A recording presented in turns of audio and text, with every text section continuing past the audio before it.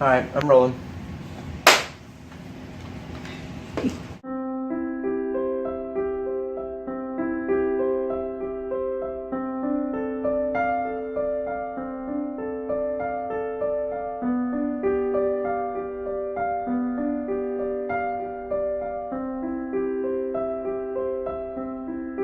Welcome back, dinner guests, to Dinner and a Show. I'm Brian. I'm Tanner, and with us today is a special guest, my kid's sister. We're filming in our house. This is Scout. Because it's her birthday, we decided to watch one of her childhood favorite movies. Which is a film that has gained notoriety. Much to my absolute disdain. But I'm doing it because I love you. Mm-hmm. And I forced him. Baby geniuses. Yep. Woohoo! It was kind of funny how we ended up watching this, because recently we did a 48-hour film festival together, Tanner's project. Scout brought up that she grew up with Baby Geniuses, and I just thought it's one of those obscure movies that no one's watched except for like film critics. Apparently she was one of the people that watched it. Had it on VHS, y'all. Yeah, I guess it was kind of a thing when it came out. Even inspired a sequel.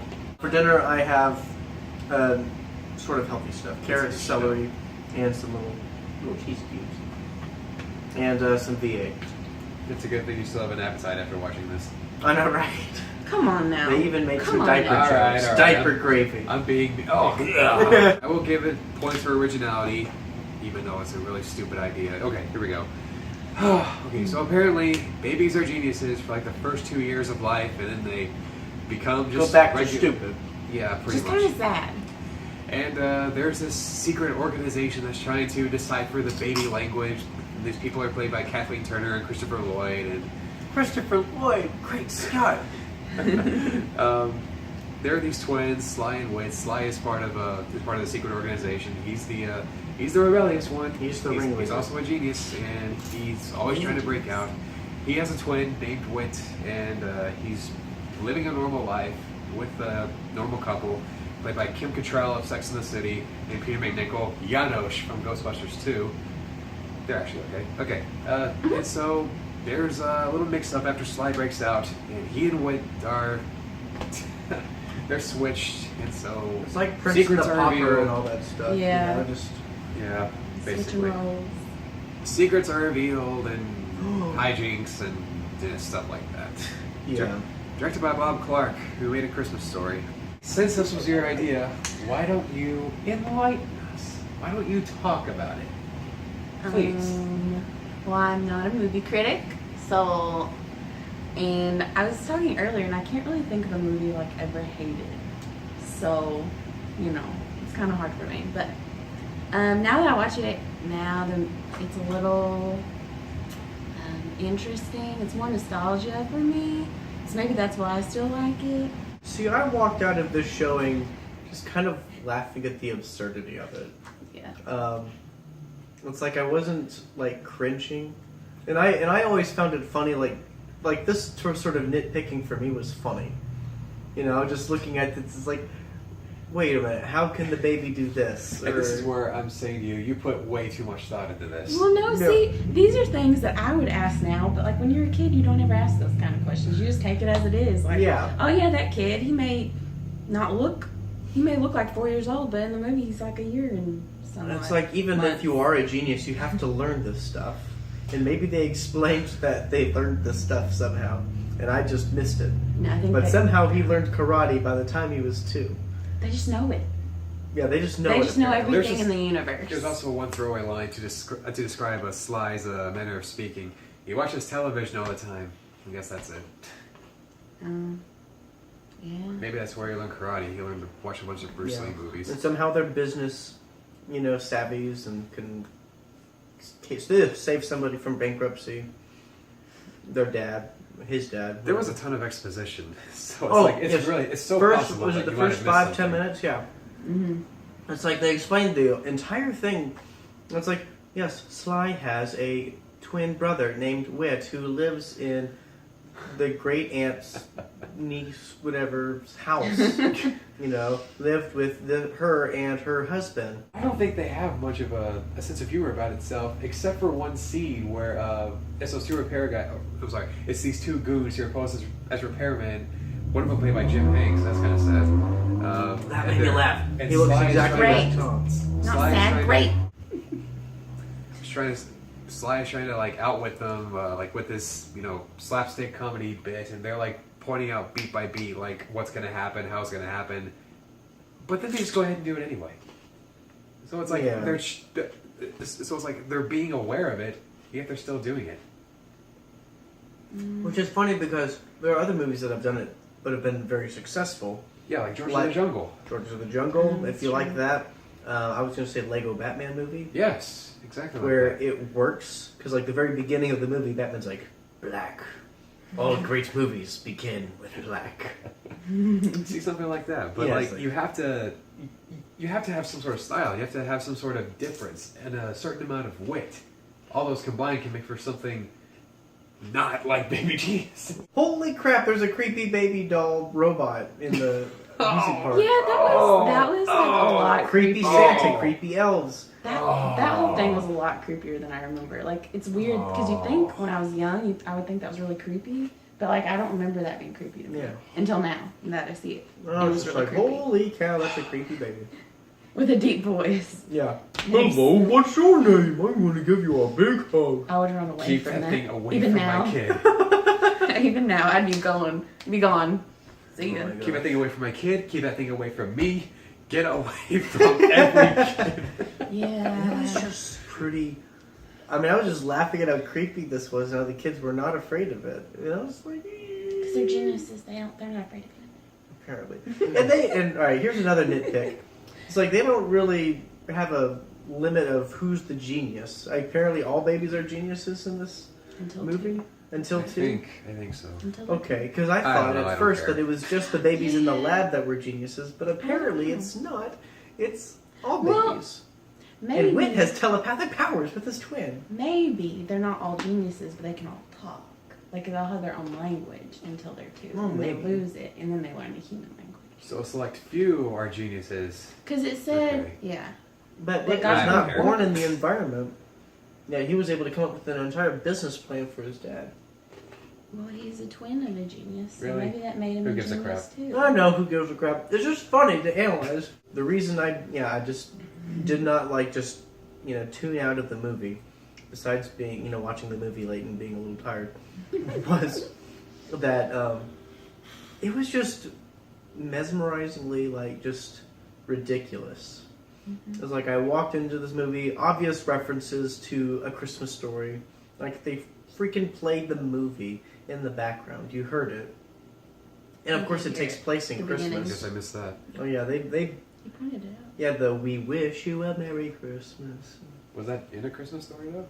Yeah, Yeah. towards the end credits. Okay, whatever. Mhm. I don't care. It takes place during Christmas, which I missed Yeah. until like oh wait, No, because they didn't show Christmas. They just skipped over Christmas. yeah they had like hardly any Christmas decorations in the city I should probably be fair and like just mention a couple of things that did make me laugh in this movie. because there were One funny of which, moments. one of which is There where were funny moments. You one of heard which- it first. One of which is where Peter McNichol was like trying to call the police and because like he just interpreted his toddler daughter's like warnings about like the secret organization or whatever. He's trying to call the police and like tell them where he got this information. They don't believe him, and then finally his wife's just tired of this. She takes the phone and she's like, "There's a bomb in there. We're gonna blow those babies to the kingdom come or whatever." I'm just like, it's like there, that'll get their attention. Someone will definitely come for that, let me tell you. Oh my god. I'll tell you when I did tune out. Don't get angry. I'll tell you when I did tune out. When it cut to the babies crying, and you see them right there, center screen, up close, they're crying. However they got those little babies to cry for the movie was not worth it. Maybe they just took a toy away. I don't care. I don't care. I don't freaking care. That was sick. That was despicable. And I It could've- don't want to see that. I mean, I would have they laughed are- if I it don't wanna was think about if they babies just being took treated his that way. snack. They probably did. They They probably probably- gave him a little juice pouch and took it away They just from took him. it away. It's like, all right, action. Ah, give me my snack box back. Tanner's not Something, amused. he's not amused, okay. We try to think the best of people over Yeah, here. we try. Anyway, if the filmmakers did actually do something mean to make him cry, I'm then sure yes, that would have been awful. I'm sure something would have come out though, right? Like someone would. Yeah. Like, Was there any news article saying that the kids were mistreated or anything like that? Or I don't know. I don't. I mean, it was the '90s, so it's not like they popped stuff on the internet. No, that's true. It's 90 minutes. Anyway, but yeah, there was a kid that cried in the movie, and yes, babies Sister cry in cried too. movies all the time, but this was a toddler, so you would have to try a little harder to make them cry. So I There- don't there know. is- what I'm saying. I don't know. I watch toddlers. They cry like the drop of a hat. Let me tell you, for anything. So I don't know. It wouldn't be that hard. I don't think.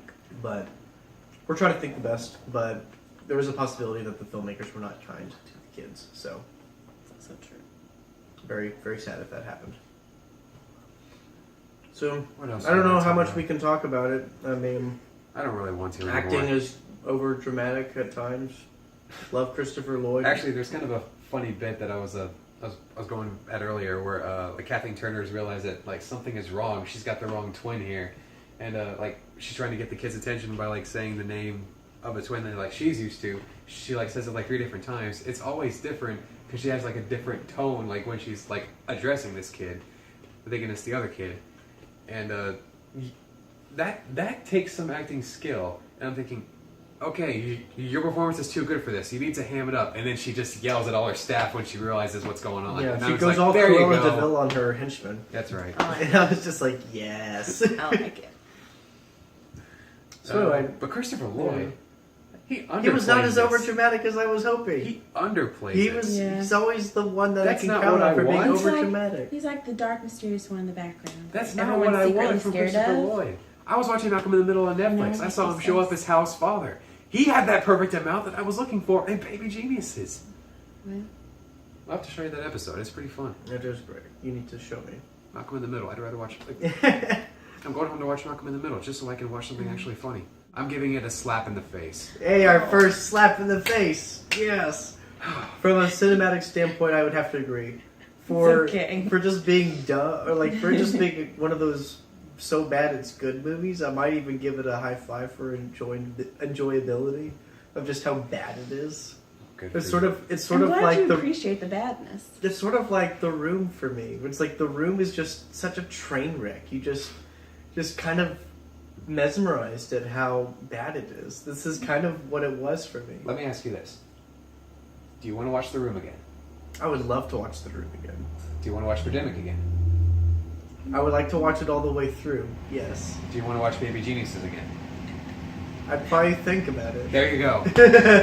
I was like, you know what? I might actually watch that again. Show it to all your movie friends so they can laugh too, yeah. right?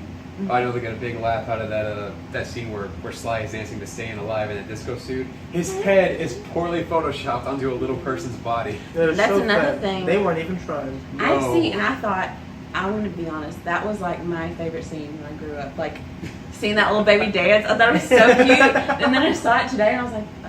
It's the giant baby effect. Oh. Like Well. what didn't seem so scary to you back then is suddenly scary Just now, like- and the thing that looks realistic to you doesn't look realistic Yeah. now. That whole dress up scene was my favorite part. Like, he like dressed up in different outfits because he was like in Macy's. He was killing That in the walked in suit. Macy's. It's got I Putting on know. the Ritz playing in the background. All I right. feel like I have to Yeah, we'll love leave it you hanging. because I made you watch it. You know, well, Okay. And I, do you love it the same that you No. loved it back in the day? no, I don't. I'll give it a high five. But I want to give it a secret. Well, okay. I really want to. I love you anyway, sis. Mm-hmm. So, No matter two what. slaps in the face, I'm but not I will say judgmental. a high five for at least one of those so bad it's good movies. Just But you need some of those movies in your life, right? go. You know what? Go. Right? Go watch this movie just to see the train wreck.